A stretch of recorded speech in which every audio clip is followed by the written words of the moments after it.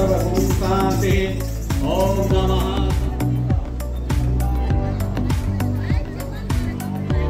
आस्ते दान प्रकटमंतः ब्रह्मा विष्णु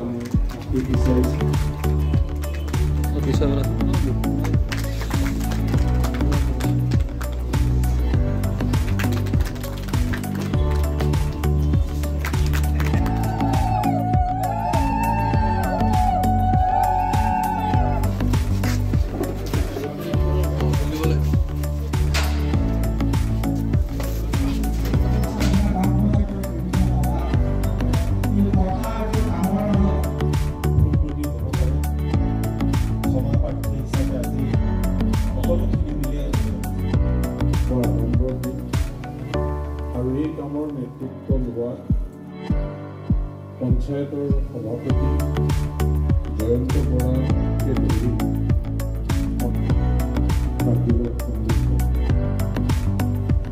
जिला आसलते आम बहुते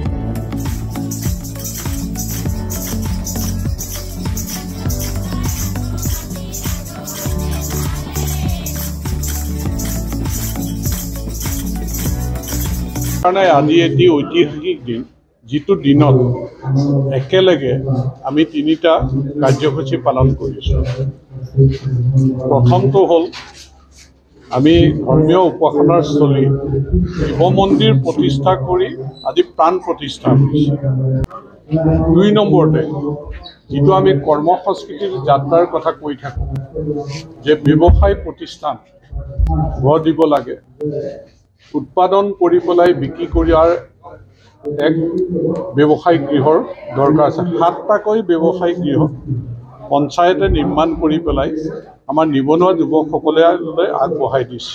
৩ নম্বৰটো হৈছে যে এই অঞ্চলটো সজাই পৰাই তুলিবৰ কাৰণে শিক্ষানুষ্ঠানৰ পৰা আৰম্ভ কৰি চিকিৎসালয়লৈকে, ৰাস্তা পদূলি নিৰ্মাণলৈকে, নামঘৰ মন্দিৰ নিৰ্মাণলৈকে যিগৰাকী ব্যক্তিয়ে কেইদিনমান আগতে তেওঁ শতবৰ্ষৰ গৌৰৱিছে, কেইদিনমান আগতে আমাৰ মাজৰ পৰা বিদায় লৈছে।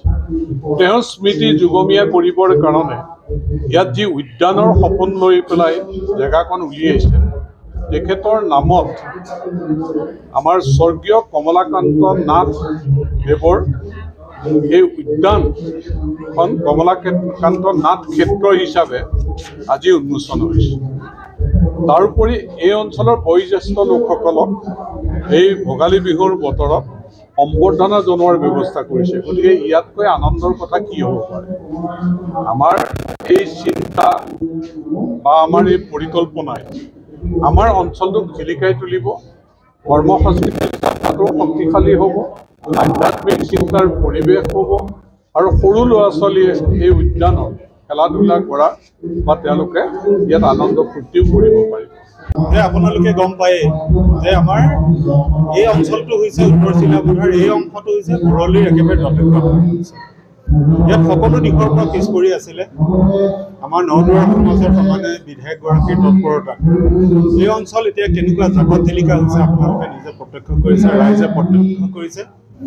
আৰু আজি বিশেষকৈ যে আমি যিটো অঞ্চলত এই অনুষ্ঠান পাতিছোঁ, যে এই অঞ্চলটো বৃহৎকৈ এটা ডাঙৰ পুখুৰী আছিল, এই পুখুৰীটো পুতি আমি ইয়াত ৭টাকৈ ব্যৱসায় প্ৰতিষ্ঠান আৰু এভাগ আমি শিৱ মন্দিৰ প্ৰতিষ্ঠা কৰিছোঁ। আজি প্ৰাণ প্ৰতিষ্ঠা আমাৰ সন্মানীয় বিধায়কগৰাকীয়ে কৰিছে।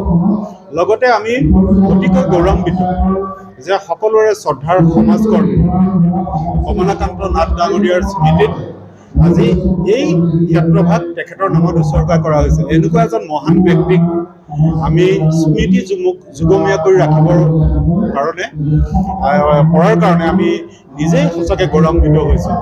লগতে আমি আমাৰ অঞ্চলৰ যিমানসকল বয়সস্থ লোক আছিলে তেখেতসকলক আমি অকণমান মৰম যাচি তেখেতসকলৰ পৰা আমি সেৱা লৈছোঁ।